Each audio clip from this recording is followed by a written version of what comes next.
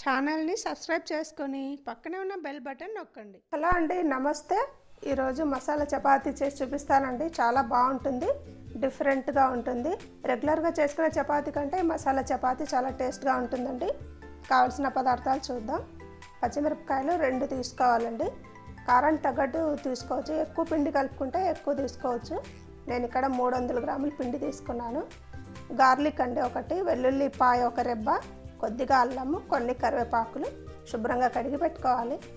అవన్నీ మిక్సీలో వేసి కచ్చాపచ్చాగా గ్రైండ్ చేసుకోవాలండి. కొద్దిగా సాల్ట్ వేసి గ్రైండ్ చేసుకోవాలి. ఇలా కచ్చాపచ్చాగా గ్రైండ్ చేసుకుంటే సరిపోతుందండి.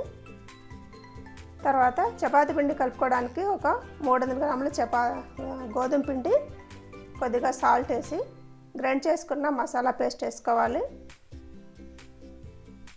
అందులోనే గరం మసాలా 1/2 స్పూన్, ధనియాల పొడి 1/2 స్పూన్, కారం పొడి 1/2 స్పూన్, జీలకర్ర పొడి 1/2 స్పూన్ అండి.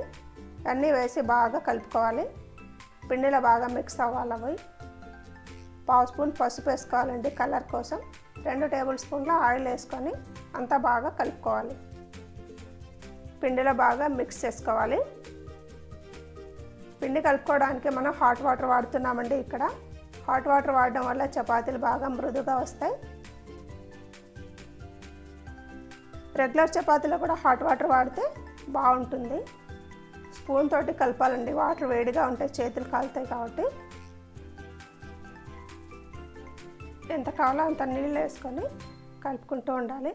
తర్వాత స్పూన్ తీసేసి చేత్తో బాగా కలుపుకోవాలి. పిండి చపాతీ పిండిలాగా ముద్దలాగా కలుపుకోవాలి. బాగా అలా ప్రెస్ చేస్తూ కలిపితే చపాతీలు మృదువుగా బాగా వస్తాయి. కలుపుకున్న తర్వాత పిండి ముద్ద పైన ఏదైనా మూత పెట్టి 10 నిమిషాల సేపు రెస్ట్ ఇవ్వాలండి.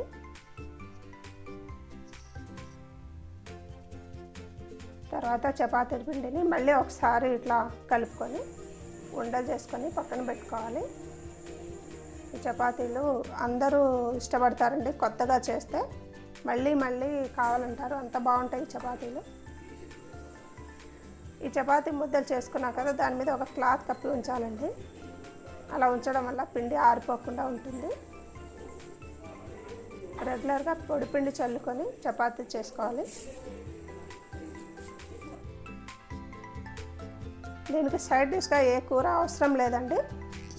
పెరుగు పచ్చడి ఉంటే చాలు, చాలా బాగుంటుంది. పెరుగు పచ్చడే బాగుంటుంది.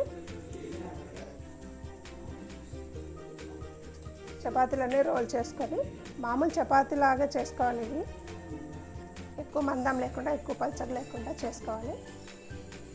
కాల్చుకోవాలండి. దీన్ని ఆయిల్తో కానీ నెయ్యితో కానీ మీ ఇష్టం ఎలాగైనా కాల్చుకోవచ్చు. 2 వైపులా కాల్చుకోవాలి.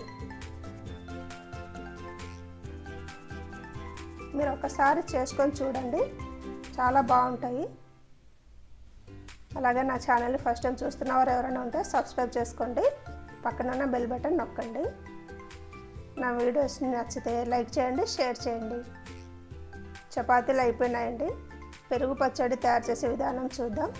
మామూలుగా ఉల్లిపాయ పెరుగు పచ్చడిలో కొద్దిగా కీరా ముక్కలు కూడా వేసుకుంటే టేస్ట్ చాలా బాగుంటుంది.